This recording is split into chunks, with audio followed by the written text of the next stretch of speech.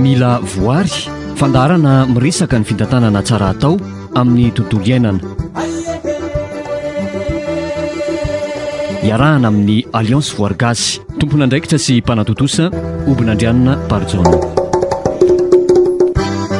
Mila voary, mila voary. Manolotra ny araba tompoko lahy sy tompoko vavy mankasitraka anao manaraka hatrany ny fandarana mila voary.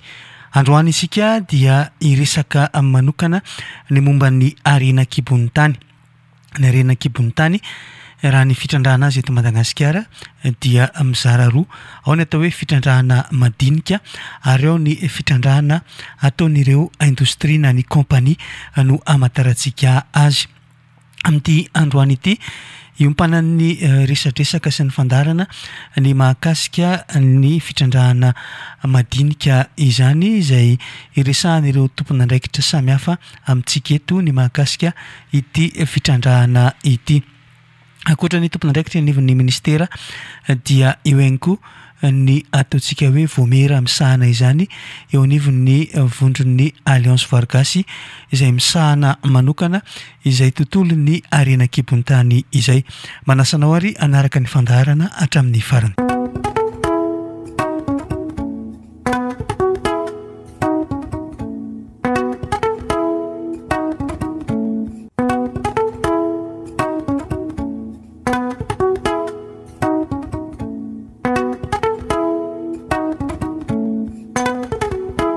Itondra fanazavana amintsika aloha mahakasika ity resaka fitrandrahana madinika ity ny tale jeneraly eo anivon'ny arena kibon'ny tany Andriamatoa Rakotoarimanana Julien Pamphile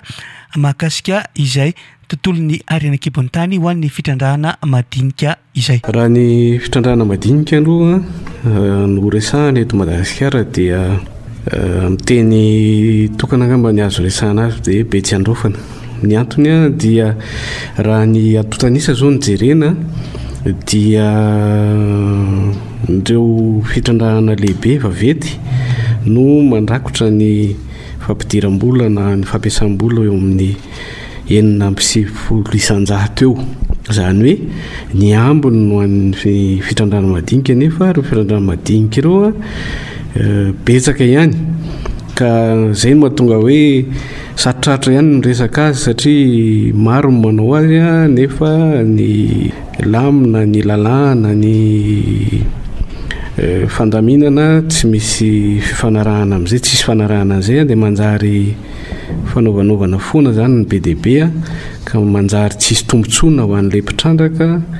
na ho an'ny tanàna hitrandrahana na ho an'ny firenena manontolo hatramin'izao aloha dia mbola mila ezaka be izany ilay fitrandrahana madinika izay angamba no azo tenena.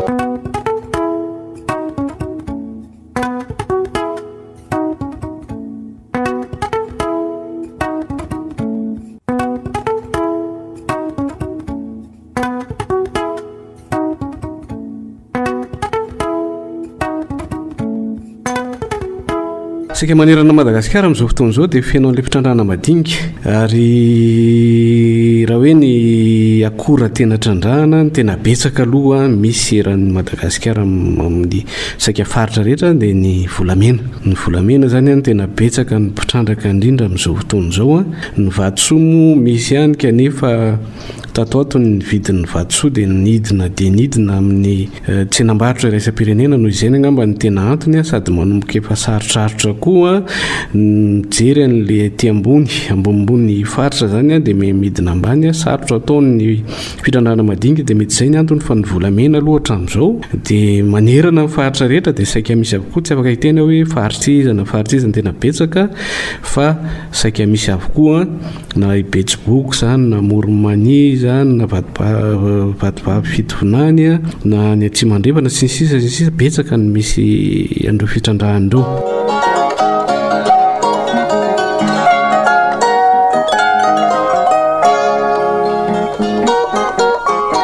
Dia amin'ny faritra maro ny mpiasa na dia vitsikely ary atao aminay le amin'ny faritra maro manao a ny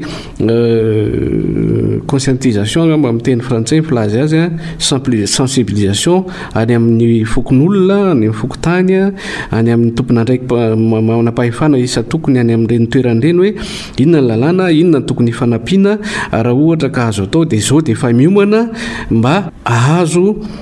angataka n'ilay fahazondalana ara-dalàna tsoatsy amin'izao fotoan'izao moa ny lalàna dia mametraka hoe ny malagasy a dia afaka mivondrona ao anatin'ny atao hoe groupement io a no mangataka n'ilay fahazondalana kanao an'izay ka izao dia efa tokony hiomana ilay olona dia hifampifehy ao anatin'ilay groupement izay zany ny anisan'ny ataon'ny ministera aloha amin'izao fotoan'izao dia eo andanin'izany koa na tiana na tsy tiana dia ny lalàna tsy maintsy ampiarina na tia dia mihezaka koa misy sapana manara-maso sy manasazy ireo izay tsy manara-dalàna dia tsy maintsy atao koa zay fa ny tena ataonay betsaka araka izay tratra araka ny teti-bola am-pelantanana izay lazaina fa kelikely ihany moa dia zay le fanentanana ny olona izay a mba ahanaja aloha le fahaizana mitrandraka n'ilay zavatra satria misy teknisianina mandeha amin'ireny asa atao any amin'ny toerana isan-karazany ireny a dia ao koa ny fanazavana aminy hoe inona ny lalàna inona ny tokony atao a dia zay zany zao ohatra amin'izao aloha mbola azo atao a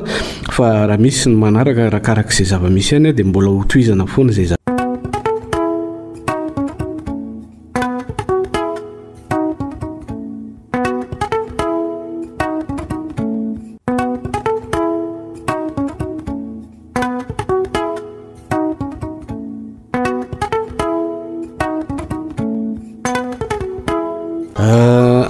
andraikitry ny ministera ny fanaramaso ny fitrandrahana andraikitry ministera ny fanaramaso ny fikaroana andraikitry ministera koa ny fanaramaso ny hoe makaizy reny vato reny a makaizy reny areny reny a rehefa vita ny fitrandrahana azy a zany hoe ny ara-barotra ka raha manontany ianao hoe anjara ministera koa zay anjara ministera tokoa satria atao aminay zao dia misy ny sapana raha miandraikitra manokana momba ny fanondranana io moa irahanay amin'ny ministera ny teti-bola sy ny sapana-raha miandraikitra ny douane zany dia anjaranay mandray andraikitra amin'izay a sy manome alalana an'ireo olona izay ara-dalàna afaka manondrana an'ireo vato reo na mivarotra an'ireo vato reo zany hoe misy ny sapana raha isa-parotra zay valo moa ny faritra misy eto Madagasikara amin'izao fotoan'izao misy ny foibe toeran'ny arenakibon'ny tany a mifaritra valo a dia miandraikitra an'ireo famezan-dalana sy fanaraha-maso ny fivarotana sy fivezivezen'ny arenakibon'ny tany fa akoatranay dia misy tompona andraikitra hafa koa dia ny mpitandro filaminana zany a zay voalaza ny lalàna fa tokony hanara-maso ka eto esorana manokana ny fiarah-miasa amin'ireo police de la route izay misava ny taratasin'ireny vato ireny ara-dalàna satria araka ny teniko teo hoe betsaka ny tsy ara-dalàna amin'izao fotoan'izao noho ny tsy fahazahoan'ny ministera mamoaka ny fahazondalana nefa tsy dia zay koa fa ao koa le be loatra angamba ny zavatra hita tapoka dia lasa mirongatra ilay ruena hoe firohotana amin'ireny fitrandrahana ireny ka izahay zany manara-maso fa misy ireo tompona ndraiky mpahefana isa-paritra koa miaraka aminay amin'ny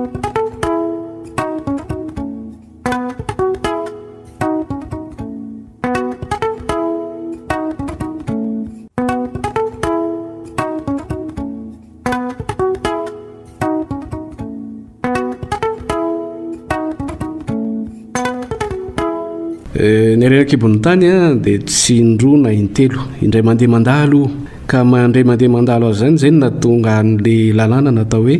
an'ny firenena ny arenakibon'ny tany amin'ny maharem-pirenena azy zany dia tompona andraikitra ny vahoaka tsirairay eto amin'ny firenena amin'ny fitandronana izy ireny zay faharoa misy ny lalàna marina mety misy fahatsarana mety misy faharatsiny io lalàna io fa io aloha misy a dia tsy maintsy io no arahana fanatsarana no atao rehefa misy ny tokony atao amin'izany ka noho izany be sy ny maro tokony hiezaka alala ny lalàna dia ampanaraka ny lalàna indrindra ireo tompona andraikitra any am-potony ary farany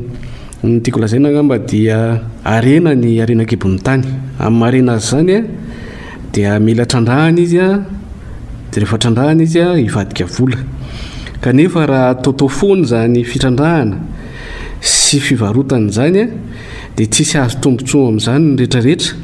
afa-tsy olombitsy ihany ka eo zany no anentanana ny rehetra mba hiezaka anaraka ny fenitra sy iofana mba ahay kokoa hitrandraka sy hivarotra nyreny vato reny mba ahazahoany ny tsirairay a sy ny firenena tombontsoa. Fivolalana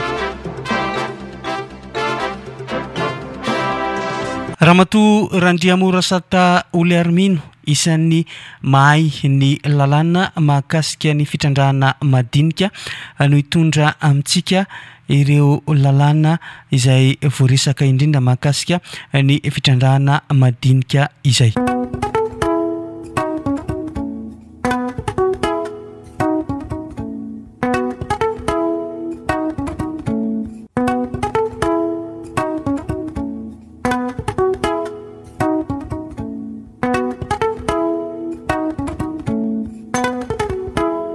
Mizara roa aloha ny fitrandrahana arenakibon'tany eto Madagasikara dia misy ilay atao hoe petite mine dia misy ilay atao hoe grande mine. Ireo petite mine zany dia tsy maintsy malagasy no afaka mitrandraka mahazo ny permis mifanaraka amin'izany fa ny amin'ny grande mine no afaka mitrandraka daholo na vahiny na teratany dia amin'izay le fitrandrahana madinika amin'izay le fitrandrahana madinika izay dia 20 taona ny permis dia renouvelable 2 fois moa io 10 taona avy.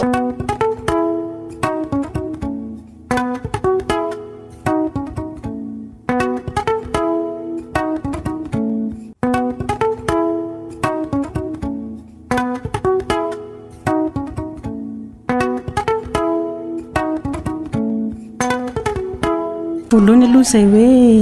teratany malagasy izy tsy maintsy teratany malagasy izy dia manarak'izay mahafeno ireo fepetrany takin'ny environnement zany hoe efa nanao étude d'impact environnemental izy dia miprésente an'izay miaraka amin'ny antota taratasy maromaro dia tsy maintsy déposeny ao amin'ny BCMM izay dia mazava ho azy aloha tsy maintsy disponible le toerana angatahany. Raha zany tsy afaka mahazo zo amin'io tany io.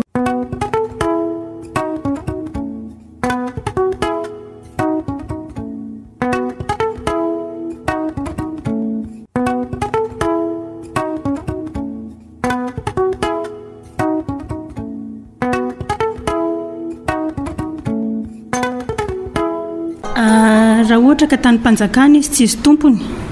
dia azo trandrahana. Raha ohatra koa ka tsy zone réservé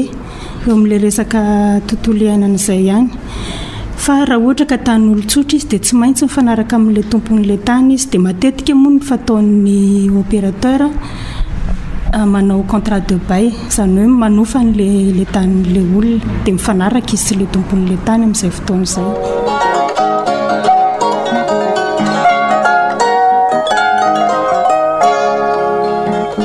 Hatreto aloha satria malalaka be Madagasikara dia matetika koa le olona avy any amin'ilay toerana tena mahafantatra hoe ato misy an'izao dia ato misy an'izao dia matetika zany mifanaraka amin'izay le fangatahandry zareo dia mbola hatreto aloha zany mbola mifanaraka tsara.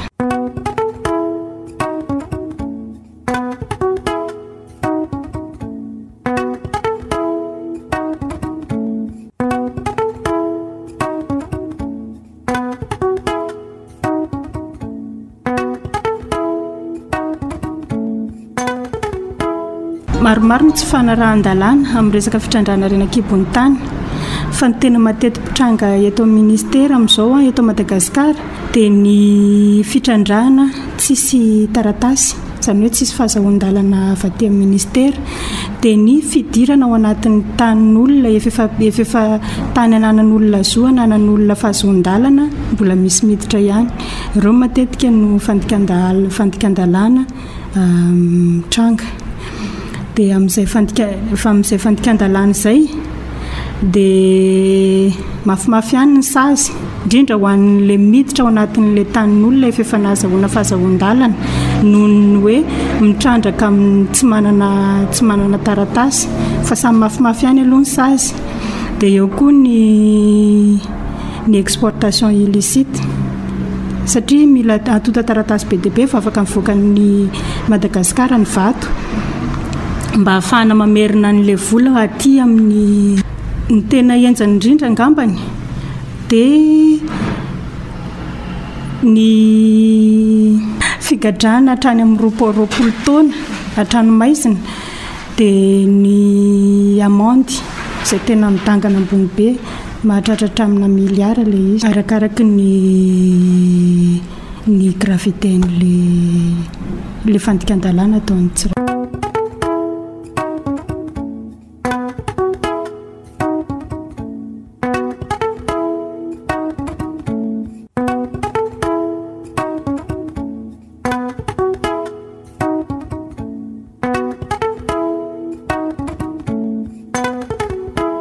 Lazao mihitsy satria raha hivarotra renakibony tany dia tsy maintsy misy antota taratasy ananana vao afaka mivarotra na mpivarotra mbola raha ohatra tsy na mbola le mpitrandraka no mivarotra dia manome an'le misy laissez-passer dia raha ohatra ka efa acheteur revendeur dia tokony misy facture foana dia reny zany tsy maintsy ananana isaky ny mivarotra mba ahafahana mijery hoe lasa iza daholo ilay vokatra vary vokatra viaiza ity amidy amin'ny toerana ohatra izao ity.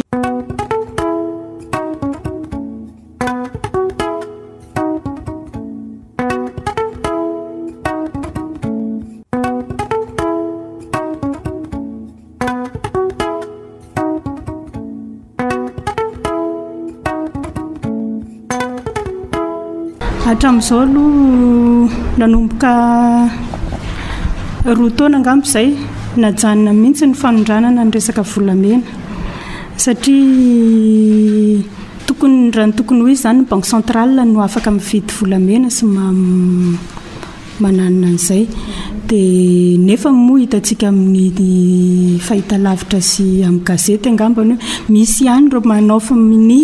mandika an'ilay lalàna hoe mbola manondrana ihany dia matetika moa ilay izy tratra fa indraindray ilay izy tsy tratra fa io koa fiaraha-miasa miaraka amin'ny douane ny anay amin'izay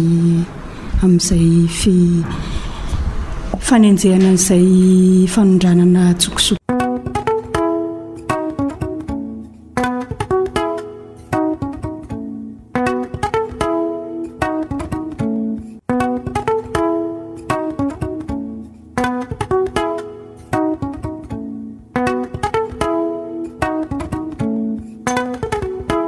Mitovy ihany satria fandikan-dalàna mitovy amin'ny fandikan-dalàna ny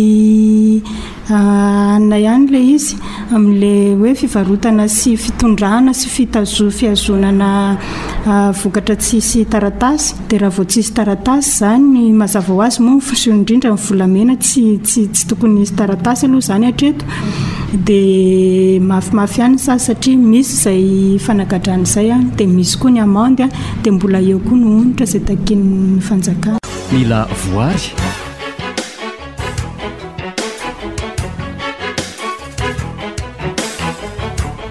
fa manahoana kosa ny mety fomba fijery ny fikambanana Alliance Vargasy ao anatin'ilay antsoina hoe commission thématique. Ramatoa Andriamazoro Mina tompony andraikitry ny tetikasa eo anivon'ny ANAE isan'ny mandrafitra izay commission thématique izay no resadresaka amintsika ny fomba fijery ny Alliance Vargasy mahakasika ny arenakibony-tany ny lalàna ny zava-misy ary ny tokony atao manoloana izany.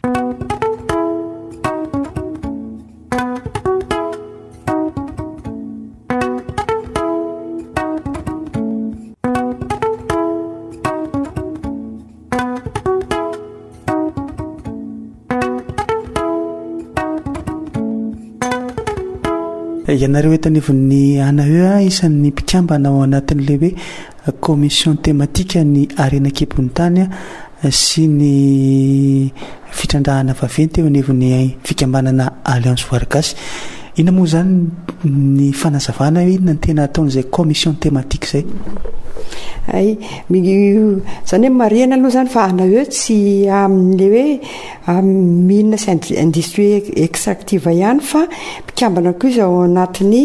ny ala sy ny ala voajanahary, dia mpikambana koa izy ao amin'ny fitantanana sy ny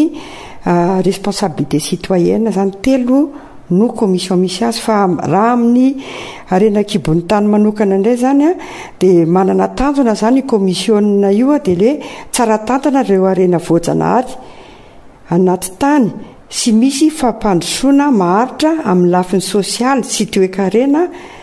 isanambaratonga tohatra amin'ny firenena zany. Zany hoe raha amin'ny teny vazaha zany izy dia bonne gouvernance minière et développement socio-économique durable à divers niveaux. Dia izy io commission io zany dia mitady hatrany ireo izay tokony avozana mba hanatsarana ny fitantanana ny sehatra fitrandrahana ny arena ambanin'ny tany. Dia valo nisan'ny mpikambana zany ao anatin'ny commissionna io dia voarisoa, tandavanala, ny crème, ny SAF, APPM, ANAE, fiantso, Ardelk. Dia amin'izao fotoana zany io commissionna teo andalam-pandrafetana ireo antota taratasy politika mba ho tsara tantana io sehatra io, dia anana viana io sehatra io ary isy mangarahara amin'ny alalan'ny fanamafisana ny atao hoe information, communication, éducation.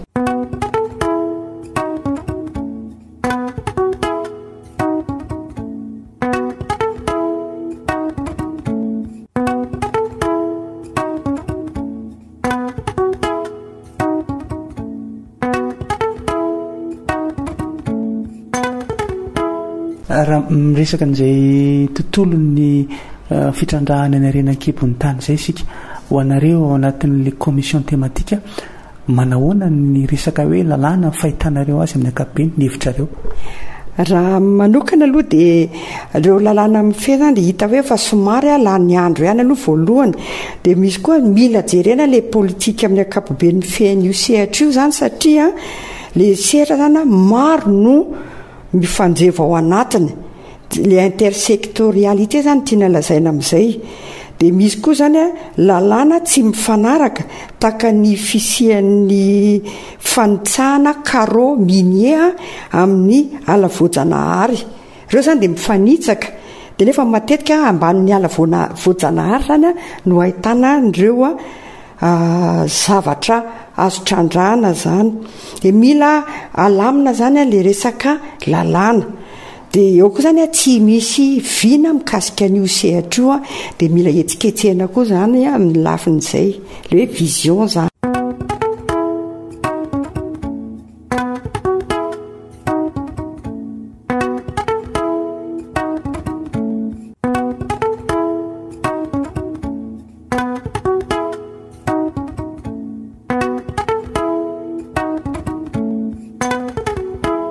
Azo fantarina ve hoe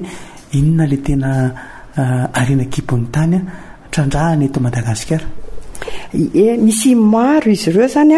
ao zao ohatra hoe nickel sy cobalt, Ambatovy zao no mitrandraka an'izay,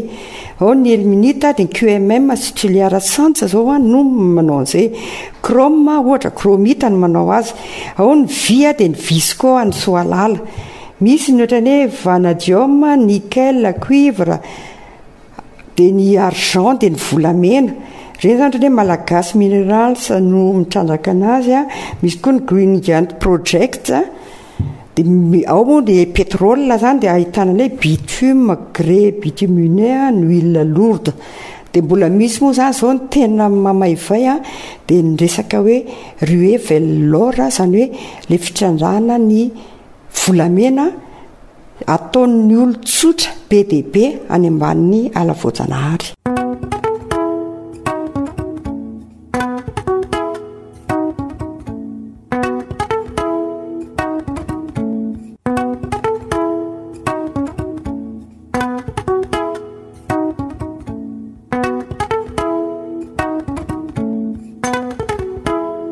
mahakasika an'le lalàna teo ihany inona avy zany lalàna tena mifeny fitrandrahana ny arena kibony tany dia izy avy ny tena hoe voakasika amin'ireo raha misy hevitra na ambangivango ny azonao resahana mahakasika an'izay. Misy koa ny lalàna mifehan'ny mine zany dao ny hoe grands investissements dans le secteur minier malagasy, dia misy koa zany ny code minier. Dia ny voakasika ireo zany dia ireo mpamatsy vola atao hoe investisseur zany or zay manana permis zany hoe fahazahoan-dalana ara-dalàna amin'ny fikarohana, amin'ny fitrandrahana, amin'ny fanodrinana ny vokatra. Dia ao koa zany misy le hoe ataontsika hoe fournisseur, prestateur, entrepreneur mety malagasy izy io na vahiny, mety mipetraka eto toerana, mety any velany kanefa manana contrat fifamatorana mazava tsara zany izy kasika an'le projet. Dia misy koa reo ohatrany hoe fikambanana mpitrandraka majinika zany ohatrany hoe raisy koa ohatrany mpitrandraka volamena. Dia ao koa zany misy ny komity interministériel ikambanan'ny mine, ny ala, ny tontolo iainana.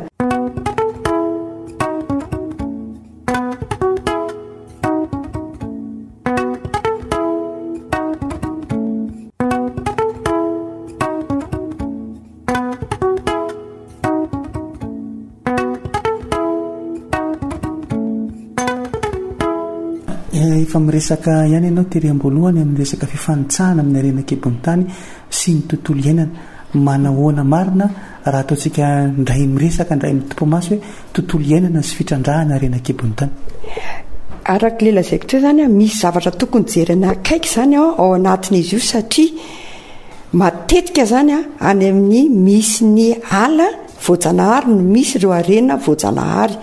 Dia lasa mitarika fahampitehana zany zay raha tsy misy ny fitandremana. Dia ao koa mety raisy koa ohatra hoe mety misy amin'ilay fitrandrahana an'ilay izy koa zany mety amin'ny rivotra misy fahasimany amin'ilay hoe radioactivité. Dia ao koa zany ny rano satria mila diovina izy ireny, dia rano maloto mivarina any amin'ny ranomasina ohatra, mety an'izay lalovana iny marary ny mponina amin'iny, ka mila jerena akaiky zany le izy ary mila mailo isika rehetrarehetra tsirairay avy. Mety afaka mifanindran-dalana ve le hoe fitrandrahana arena kibony tany sy fiarovana ny tontolo iainana? Le izy zany raha tokony ho izy amin'ny fijeriko azy tokony tsy ho kitihana tsondro arena voajanaharintsika ambonin'ny tany ny dikan'izany ao ambaniny amin'izay voahary koa. Zay ny tokony ho jerena akaiky ary tokony masaka ao an-tsaintsika malagasy zany fa efa meritra izy io efa mepotika nefa mbola trandrahana ihany hetsy ny mandeha ny volamena, ny safira, dia potika le fananantsika zany no avy ny ankizy zany no tena olana le taranaka faramandimby. Inona no mety ataon'le commission thématique manoloana n'izay zava-misy? Ay, ny commission zany dia mpanaitra aloha izy zany, mpanaitra raha misy vaovao tonga zany dia manaitra izy manolo-kevitra koa zany izy manao proposition, dia manao atsisika plaidoyerie moa filazan'izay zany, dia mijery lavitra koa hoe mba mijery hoe inona ny mety hitsanga raha mitoy izao zavatra mianticiper moa zany dikan'izay. Dia mpanetsiketsika sy mpanetana zany izy eny fotony, dia izy zany maso mijery sy sofina mahita eny fotony, dia mampita ny vaovao any amin'ny AVG. Dia izy koa zany tokony singa tsy azo elana any fotony.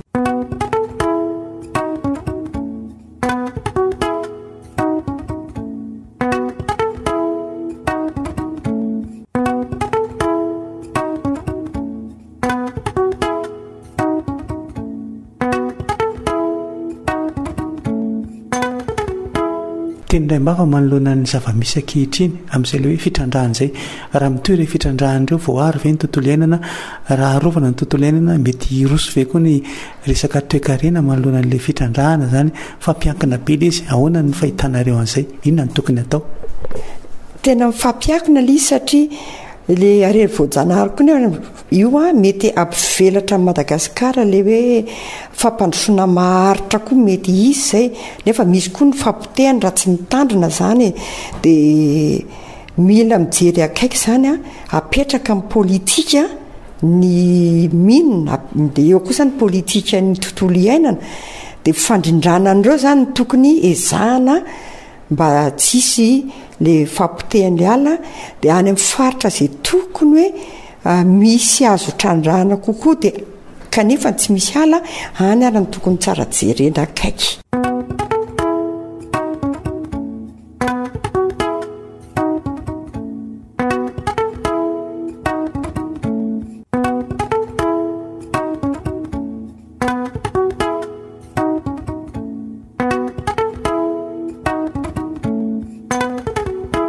Ina zany le tena hoe tena fitrandrahana tokony ajanona mba tsy ampirongatra n'le fahasimban'ny tontolo iainana raha hoanareo nivon'ny commission thématique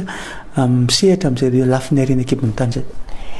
Ny tena olana zany de ao amin'le petite mine zany hoe le olona tsirairay avy zany a mitrandraka iny ny tena olana satria vao misy zao hoe misy zavatra anankiray hita ohatra hoe safira amin'ny toerana anankiray de tonga de lasa any daholo ny mpitrandraka rehetrarehetra de tsy misy fijerena mihitsy n'le tontolo iainana zany de zay ny tena olana zany a le petite mine iny nefa tena mandavaka be izy io. Amin'ny lafiny grande mine indray nefany a ny olana zany a de le hoe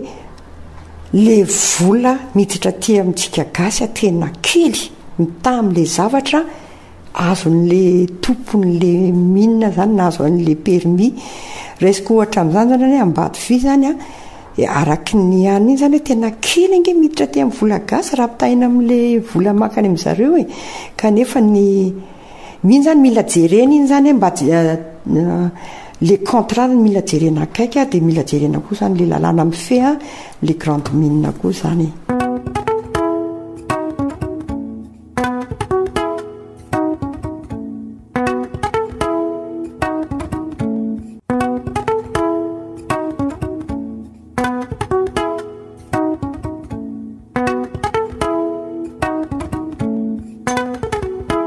Eto no mifarana ny fandarana mila voary androany amin'ny herinana anio